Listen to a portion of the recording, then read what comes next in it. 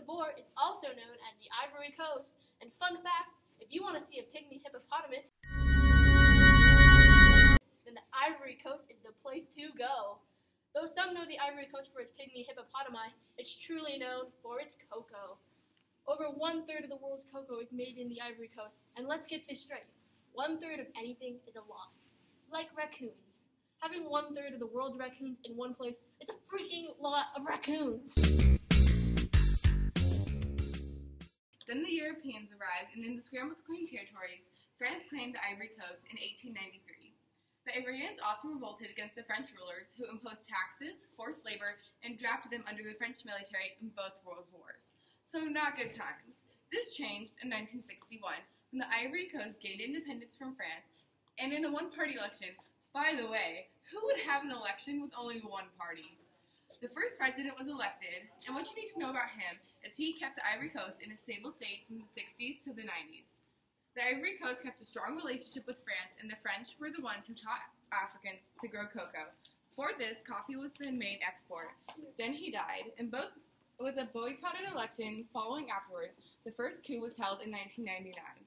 This broke out into a civil war in 2002, and a second civil war in 2010.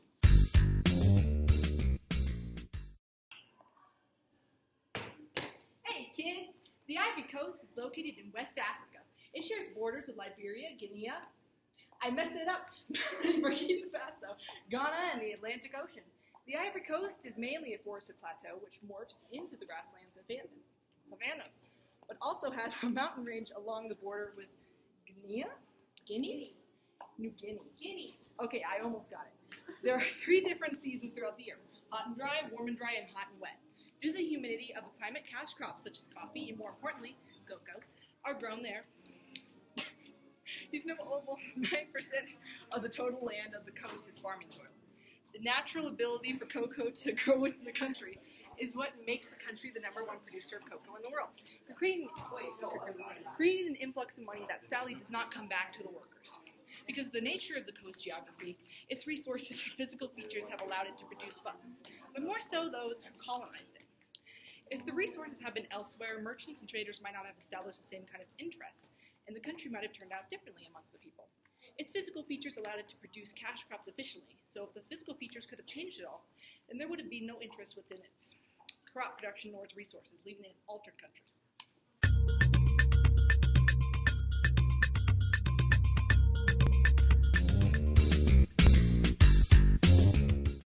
The problem with cocoa.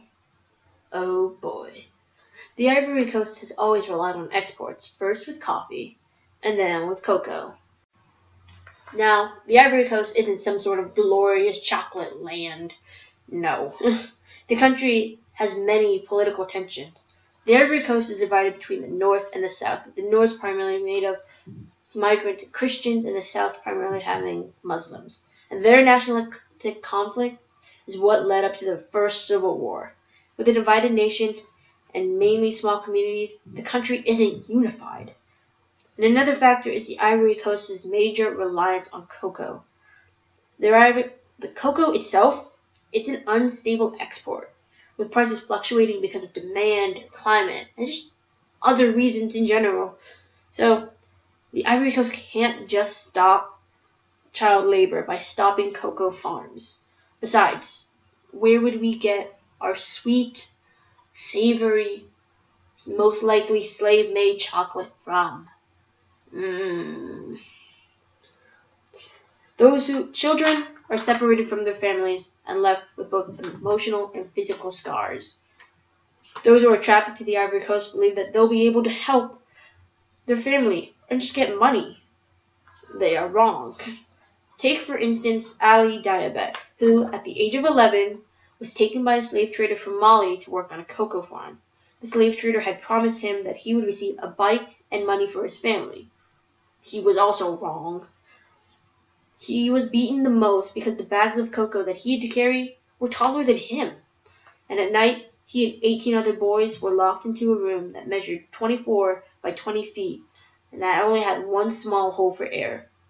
And although he and the other boys were freed by the police, he is left with scars and nightmares. And similar stories are happening all across the Ivory Coast and West Africa today. Those who are trafficked may never see their family again, destroying bonds and hurting families. And this is also not the farmer's fault. Well, okay, the beating part is the farmer's fault, but that's beside the point. Get out. Farmers need cheap labor since they can't afford anything else. Like, seriously though, right here in my hand, I am holding up a farmer's daily income. That's wrong. And this is not a new problem. No, this has been happening for years because little is being done. Chocolate companies such as Hershey's have stated that they believe child labor is wrong and that they will not allow it in their cocoa production. And I mean, like, well, thank you, Hershey's. Thank you for your opinion, because it means absolutely nothing. Now, don't get me wrong. Things have been done to stop some child labor. The Ivory Coast has set up laws that for working with hazardous material to the minimum age of 18, and other programs and agencies have abolished, quote, the worst forms of child labor. I mean, and get this. Chocolate companies have the money to pay a farmer a fair wage. So, why aren't they? And why isn't anything happening? Well, because the Ivory Coast is primarily made of small communities, transporting resources to each is difficult. And understanding the customs of each place would take months, even years. And that's another thing. Customs play a major role in this problem. Many families can't afford education, so children pass the time by working or making money. Farmers of cocoa sectors use this reason to justify their use of child labor. They're just working. What better can they do? So when we're looking for a solution, we have to bear in mind that trafficked children came because of an unaffordable education. Farmers' little income is why they use child labor, and that chocolate companies are doing little to nothing. And we also have to bear in mind that this will not take a year or two. This will probably take a decade or more. So, how do we solve this problem? Well, where's my candy? Ugh, Tootsie Roll. Who likes Tootsie Rolls? Ew.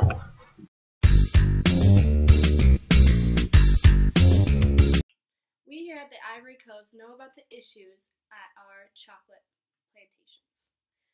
We are concerned that 1.8 million children ages 5 to 17 are working on cocoa farms, and an estimate of 35,000 are trafficked within the Ivory Coast.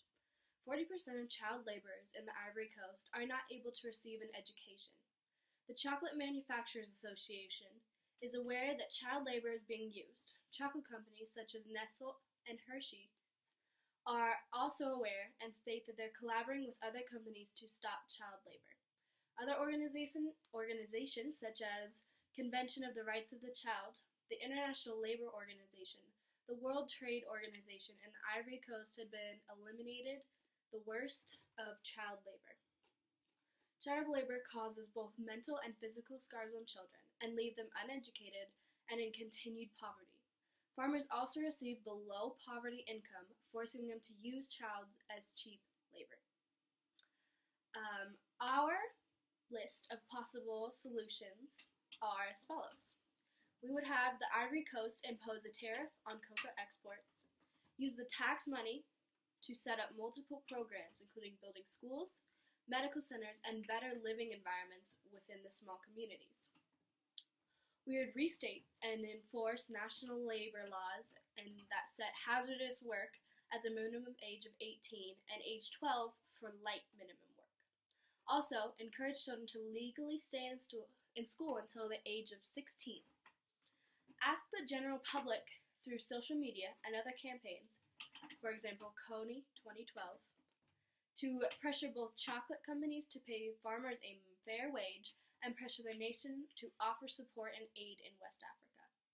Nations work with the International Labor Organization to reinstitute the Harkin-Engel Protocol, abolishing the worst forms of labor and forced labor. The Ivory Coast and other nations also work with the countries in West Africa, particularly Mali, Burkina and Burkina Faso to set up laws against human trafficking. We are going to establish multiple schools in larger communities throughout West Africa, eliminating the majority of human trafficking. We are going to increase border security along Ivory Coast border and inspect vehicles and people coming in. We will remain active in working with chocolate manufacturers to produce fair trade cocoa without the use of child labor.